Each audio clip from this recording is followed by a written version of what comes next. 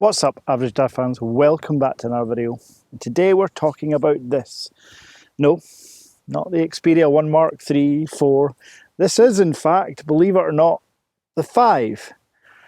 Now, while it may look the same as its predecessors, there's some key features that make this an actual worthy Sony Xperia phone recommendation from me. Let's talk.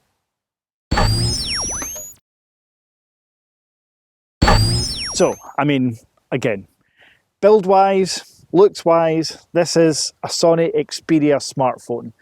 You and I both know it. However, let's talk about the build. This is a Gorilla Glass Victus front with a plastic back and aluminium rails. Doesn't sound too premium until you hold it in the hand and feel this back has a reason. It's slightly textured to help with grip, makes it feel more like a DSLR or mirrorless camera. And that's what Sony are hoping for. What is new on the new Xperia 5 is the ridged rails as opposed to the smooth rails of the 3 and 4. And aesthetically, nothing much has changed. It's a 6.5 inch, 120Hz 4K display. And the reason I say 4K, by using those really pretentious quotation marks, the display is 4K when you're watching 4K content in certain apps. Other than that, the screen is Full HD+.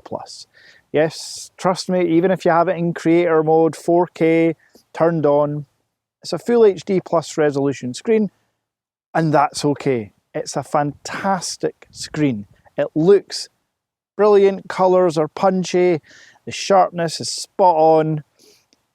But then there's 120Hz mode. Off by default, turning it on is simple in the settings, but once it's on, that's it. There's no adaptive, there's no LTPO technology here.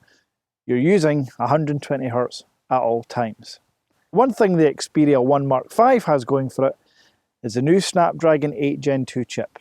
Like most recent Android flagships, it gets the most powerful and efficient SoC on the market. Yes, even better than Apple's Bionic A16. So what you get from the Xperia is 2-day battery life without fail.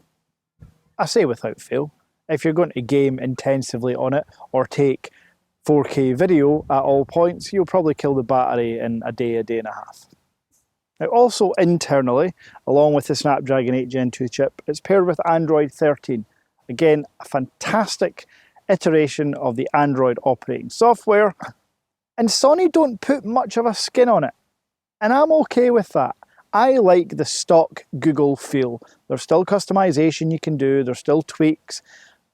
But you just get used to it. If you come from any Pixel device, using the Xperia is a very, very simple transition from the settings menu to the drop down to quick actions and long presses. It's all very comfortable. And I think that's smart from Sony. This is a niche phone, there's no doubt about it. So to get more people to buy the Sony or to get interest in Sony, let's make it as easy a transition from other Android devices as possible. Now, the moment I'm sure you've been waiting for, and it's what the Xperia is all about. It's not about its IP68 water resistance or the way it looks or even feels. It's all about the cameras. So much like the Xperia 1 Mark 4, the 1 Mark 5 has a triple camera setup on the rear and a front-facing 4K resolution. All lenses get 4K resolution, video recording, and they all look stunning. I was on a recent trip to Belfast for work and I managed to get some really fantastic daytime and nighttime shots. Take a look.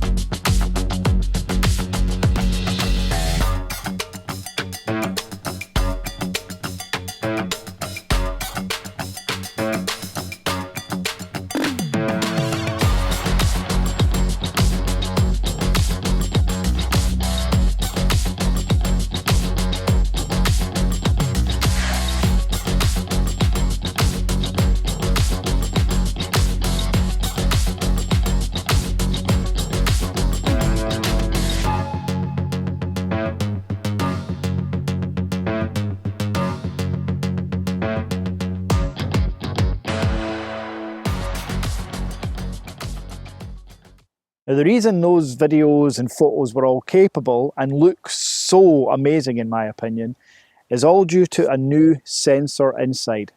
Yes, it's obviously Sony lenses and sensors they're using, but there is a new, I want to call it an Eximor T chip. I'm going to link it in the description, but the Unlocker YouTube channel has a fantastic breakdown of the upgrade in sensors from the R to the RS, now to the T. And what was also interesting to hear was that they essentially, what Sony do is they test out these sensors on this device, this exact Xperia device, to eventually implement it in their larger mirrorless or DSLR cameras. So again, Unlocker link below to break it down. But ultimately, it's a new sensor, it's a whole new setup with the photons and the way that the light comes in. It's all very interesting if you're into that kind of thing. But ultimately, to you and I, it results in those fantastic videos and photos. Now, what I am a keen proponent of is for any phone that is going to cost £1,300, which is what this phone costs, I want an optical zoom lens. I don't just want a wide and ultra wide camera, Samsung. I want a telephoto or at least a minimum of 3.5x zoom. And this is exactly what the Xperia does, but it actually one-ups that. The third lens out with the main and ultra-wide is a 3.5 times to 5.2 times optical zoom lens. Taken from the 4 but upgraded through software, you get seamless DSLR and mirrorless zoom. There's a plane going by, hopefully it's not too loud. Seamless zoom all the way between 3.5 to 5.2. So anywhere in between there is optical image. And it makes a huge difference. Take your Samsung Galaxy smartphone and go from the 3 times to 5 times, but try and stop it in between. That's not optical, it gets noisy. And again, with this lens and with that sensor I just talked about, noise is gone, it's optical. Now, living with the phone day to day has been absolutely fine. There's just a couple of little differences that I've noticed between that and my Xiaomi 13 Ultra, which I will be doing a full comparison. And it's just the width of the screen. Now, it's an Xperia. It's always going to have this aspect ratio. It's 21:9. And it's just sometimes a bit too narrow for typing on Gboard or whatever keyboard you use. It sometimes cuts off websites, Instagram's just that. I mean, I'm talking slightly. It ain't a Z Fold 5 cover screen. It's not that narrow, but 21:9 isn't for everyone. Now, if you are looking to up your camera levels, the stock camera app is fine, but there's a pro camera and a pro video app, and you can tweak the settings on your videography and photography to your heart's content. These are full Sony Pro modes, same you'd get in your DSLR or mirrorless camera, but in a phone. So you can tweak away, do what you like. I am fairly boring, other than sometimes tweaking with the ISO or exposure. I'm an auto mode kind of guy, and it works for me. So, ultimately, what are my thoughts of the Sony Xperia 1 Mark V? A fantastic phone, but still niche. I'm not sure that Sony will ever break through to the mainstream with their devices.